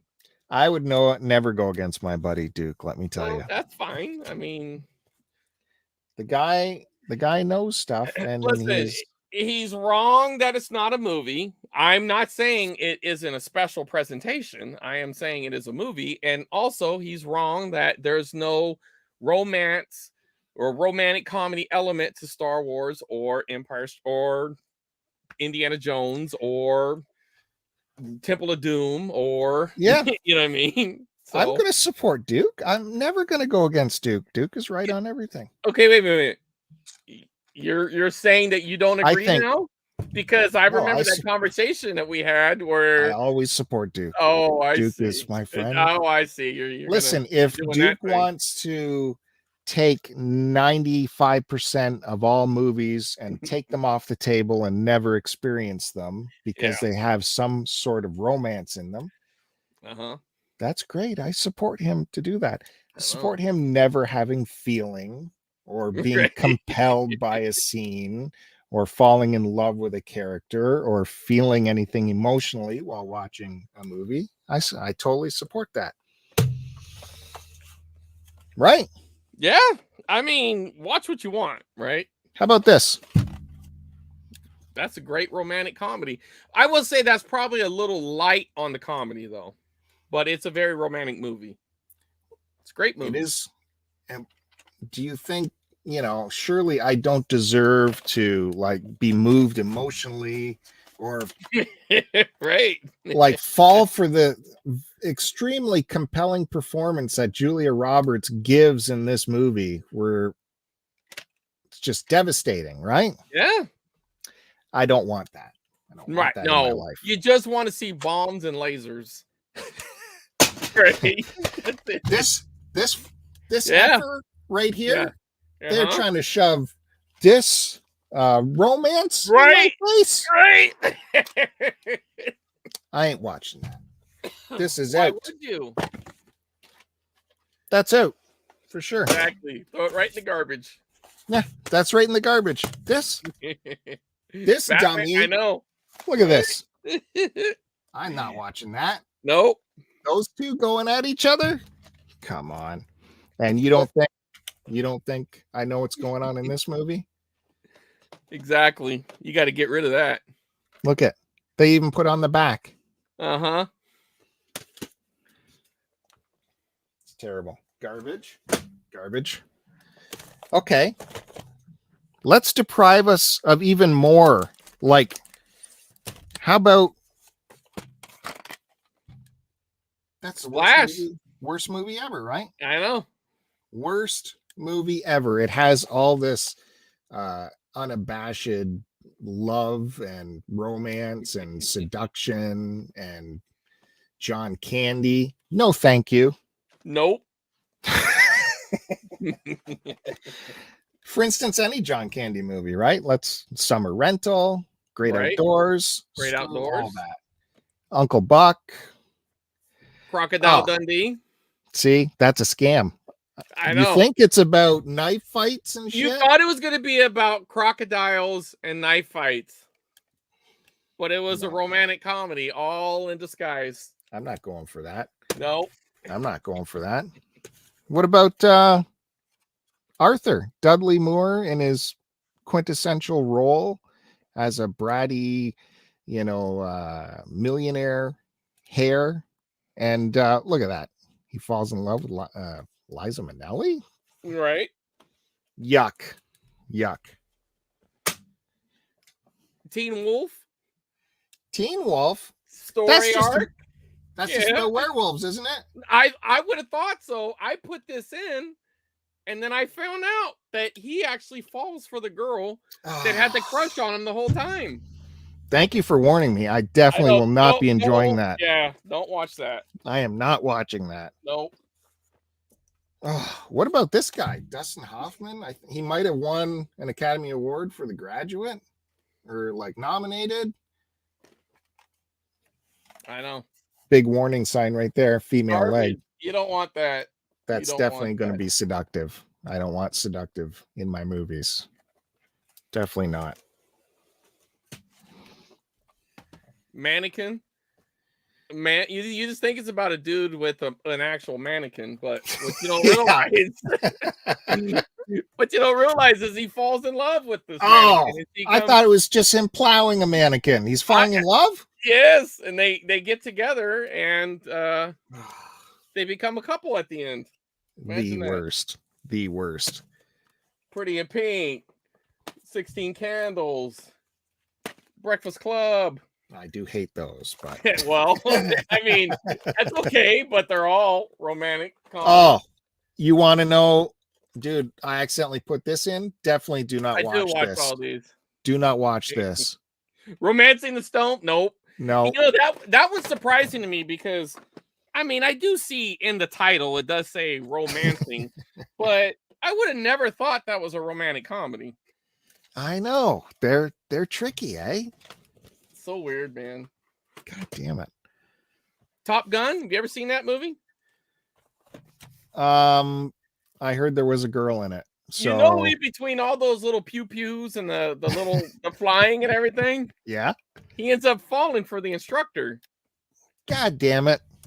It's amazing. I don't know what's happening. I'm out. It's crazy. What about?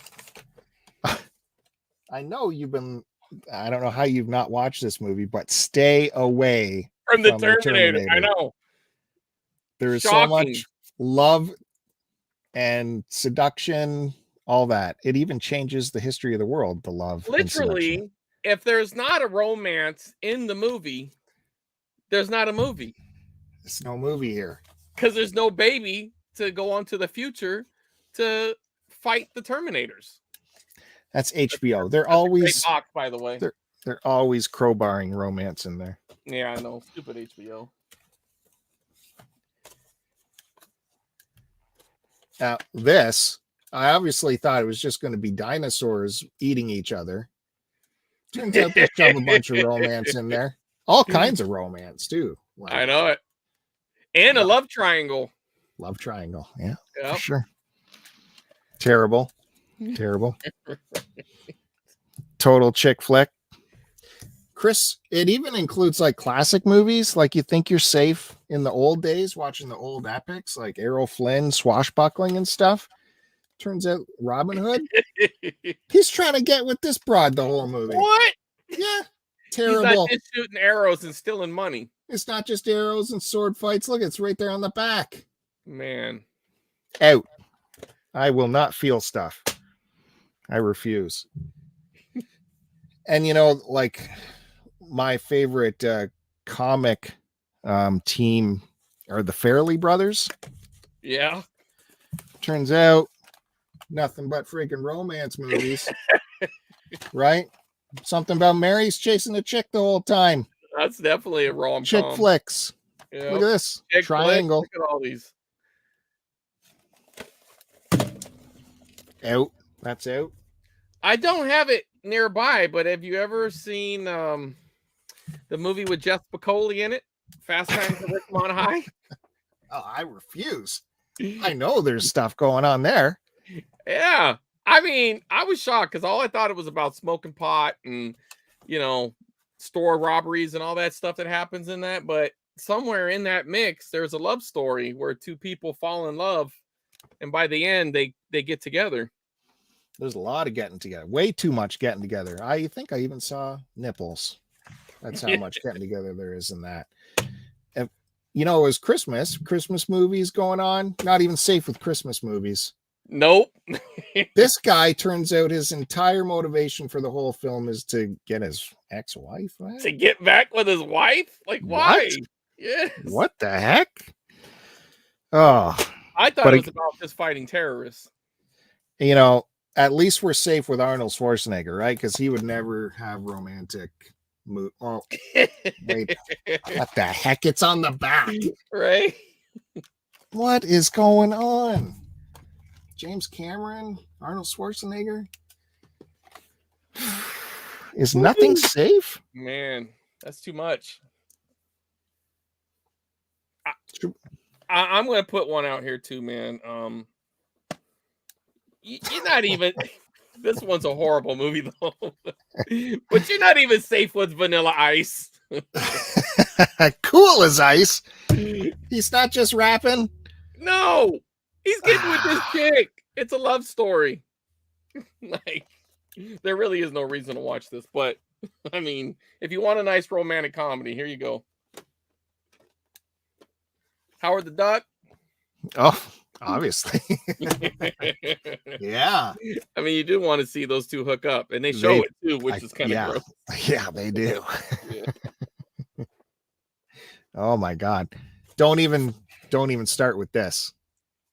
Smokey and the Bandit. Yeah, I know. Or especially don't watch part 2 either. I mean, yeah, you got to throw both of those out. You think it's all cars and fun? No, it's not. Hey, good night, Matt. Happy New Year's, buddy. Yeah, thanks for stopping by, Matt. Still, we got lots more to show. I don't think our point is fully been taken yet. Vacation. Yep. Loves his wife and stuff. Just wants to have a happy vacation with her. The jerk. Yep. Jerk. Just trying to get his girl back.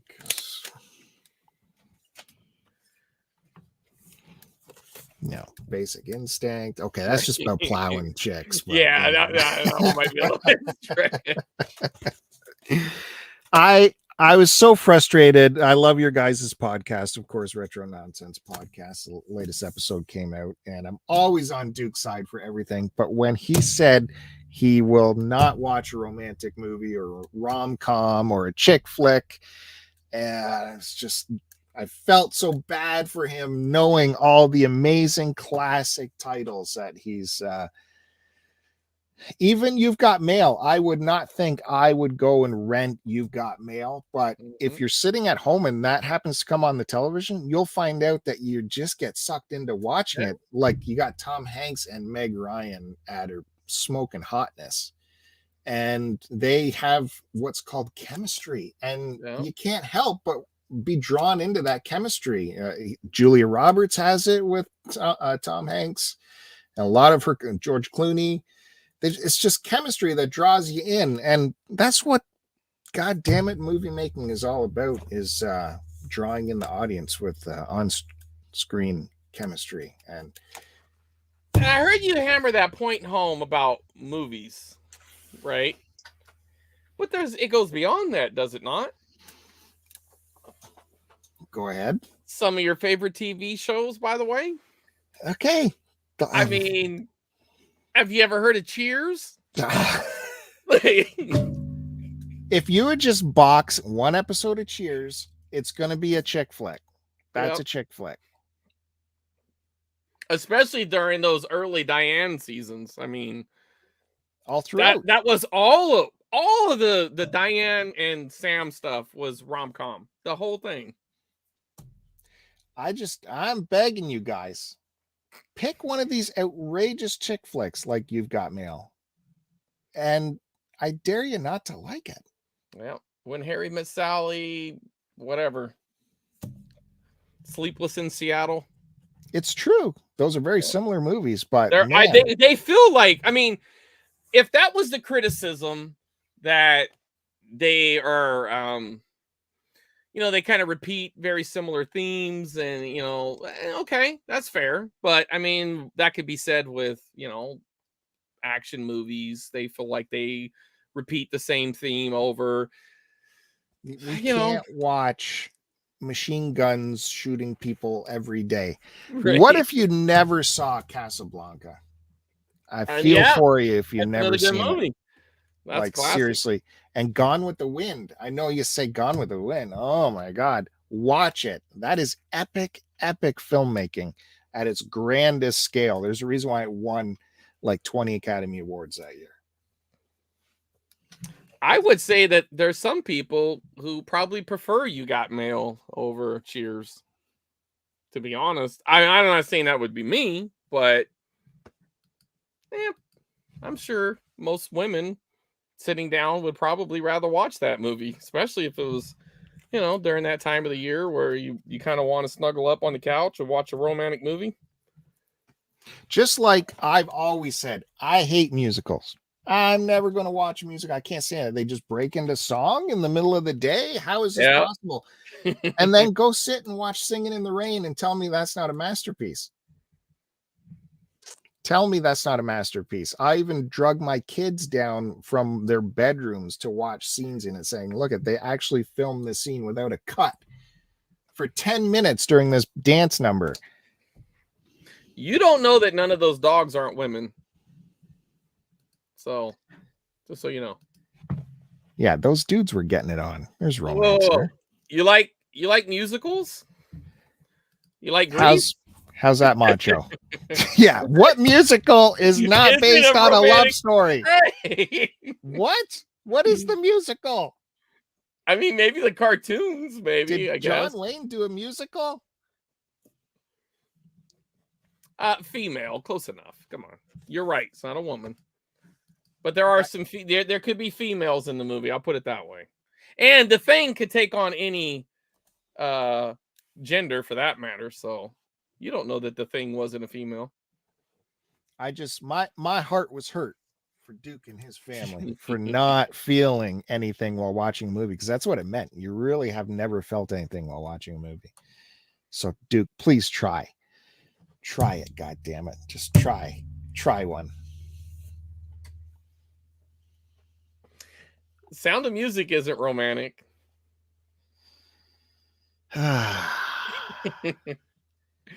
What about Scrooge with the D? Because is that not a love story? But Groundhog Day. Groundhog Day. Exactly. Ghostbusters. Where's the line from chick flick into, okay, it's good enough?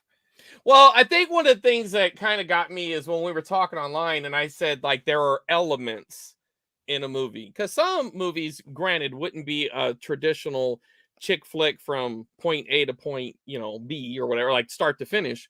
But there are also elements of a movie that are multi-genre, that they might be called one thing, but there's multiple things within it, like your Empire Strikes Back.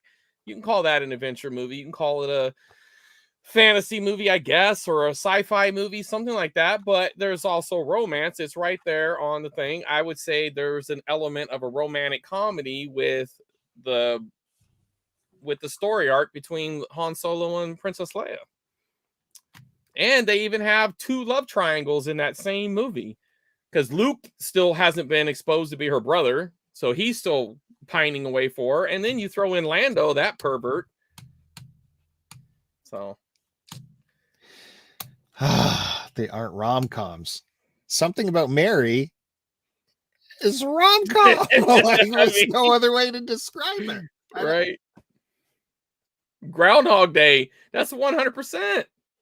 Yeah, like tell me the line that, okay, now there are bad chick flick movies. I remember walking out of Hope Floats. Like that was incredibly terrible. But I mean, I'm seeing these things, but for people who don't watch them, how would they know? That's and plus, true. Action movies are predictable. Every movie is predictable to some degree. A thriller is predictable. I guess the plot of every movie I watch before it's over, but it doesn't matter. I still enjoy it. You didn't know Bruce Willis was getting out of that tower? Right. I mean, you thought he was going to die?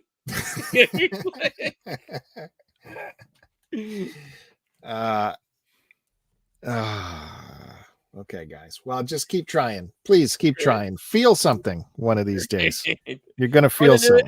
For the new year, why don't you pop in one of these great movies and you might like it. What can we suggest to them that's like drenched in romance, but we're sure is a masterpiece? I mean, well, I don't know. I really dig Pretty Woman, but they already had a vomit sign when it came up. Have they seen it? I don't know, man. I love that movie. Like got Costanza in there. Julia Roberts is a total smoke show. Oh, she's so beautiful in that movie. Those boots that go up to her hips. Oh, God. Yeah. God damn it. Something for everyone. I hear that Richard Gere's not too bad on the eyes either for the ladies. Yeah. The big scene where she goes and she gets the clothes. I mean, that's classic. Yeah. I guess Casablanca for me. Like I said, Gone with the Wind too. Although that's, I don't know. Yeah, Pretty Woman for sure. Those Meg Ryan, Tom Hanks movies are all bangers, including Joe versus a Volcano, one of my favorites. Yeah. Because you can have other elements to a rom-com. They don't have to just be, guys. We're not talking the Hallmark movies here. We're talking about the studio produced romantic comedies here. Like, yes, are there cookie cutter stuff on Hallmark Channel? Yeah. But we're talking a little bit better. That's so bad. That is like the worst take. Oh man. What about Officer and a Gentleman. That's right? a great, The ladies love that. that is such a great movie. That gets me every time. This isn't even close to Hallmark movies. That is not even close. Mother Brain. Oh boy. Oh boy. I'm telling you. There's not romance in Karate Kid. Yeah. I mean, one would even, well, I guess it's more like a father figure. Karate Kid 2, he doesn't fall in love. Yep. He kind of got, he started it off in part 3, but he kind of got, C blocked by the end when she mentioned her boyfriend. But is Ghostbusters a romantic comedy? I'm saying it falls into the Yes. category. 100%. Is it a 100% romantic comedy? I mean, it's comedy, it's romance. He flirts with her. There's the back and forth. I don't know. I mean, it feels like it has all those same things that every romantic comedy have, and it also has ghosts. That's what supports the romantic storyline. Everything has a romantic storyline. Well, how about the actual movie Ghost? That's a chick flick for sure. Oh yeah. Yeah. You can't go without watching Patrick Swayze and Demi You might Moore. feel something. Something. That's right. Yeah, I think I'm gonna go pop in the Jerk, watch that, and go ahead and watch the ball drop afterwards. Maybe see these two fall in love at the end. Maybe. You never know. Bernadette Peters in her prime, man. Yeah, she was cute. Damn it. Yeah. I remember laughing so hard with this movie as a kid. Oh yeah, it was so good. Even the dubbed version, I think, on TV was still funny. Oh, well, that's actually the only version I saw for years until we finally started renting. Yeah, because the dog's name is Shithead, right? Yeah, they call him something else on the. Yeah, I forgot what they call him, stupid maybe or something like that. Yeah. Or the big speech from his dad about gives him the can of shoe polish. That's Shinola. Yeah, that shit. You need to know the difference. Yeah. A lot of love in that Jerk, though. A lot of love story. Yeah, that's great. Well, I guess we said our piece. We did. And I hope they're good sports about it because you all know we love you. We're just messing around. I mean, I believe everything we said, but it was all said, we're doing it for your own, to help you. Just think of it that way. It's a teaching lesson. Yeah. Yeah. It's okay to feel when you watch a movie. No one's going to judge you. Yeah, don't let me get into video games that might have some romance in it. That'd be the next show. Yeah.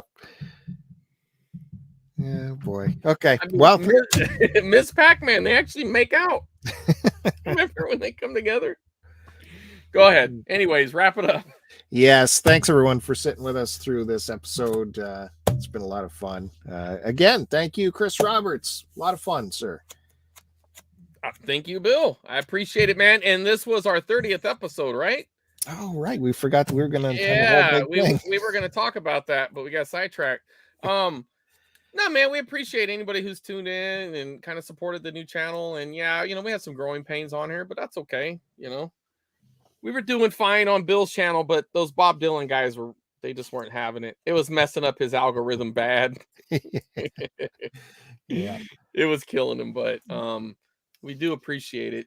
I always have fun doing this, and it's nice talking about tapes and just movies in general and hunting and all that stuff. So yeah, it's been a lot of fun, sir. Thanks for coming along with me. All right. Yep. Thanks, Retro Nonsense fam. Love you guys. Love you. Oh, we appreciate you listening. Put on my other hat here. We do appreciate that too. Check us out, Retro Nonsense. You can find it in all the places you find podcasts, or at the very least, you can find it on Apple because that's, I don't know why you would want to go anywhere else, but maybe you're one of those Android people.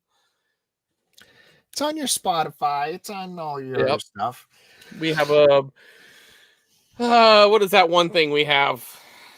Discord. Keep forgetting about that myself. We talk a little bit about it. Yeah, I know. We never see you in the Discord. it's a whole deal to get that going. So Yeah. it's a deal. Speaking of podcasts, I happen to know, here's a little inside information, that a brand new STC pod was recorded yesterday.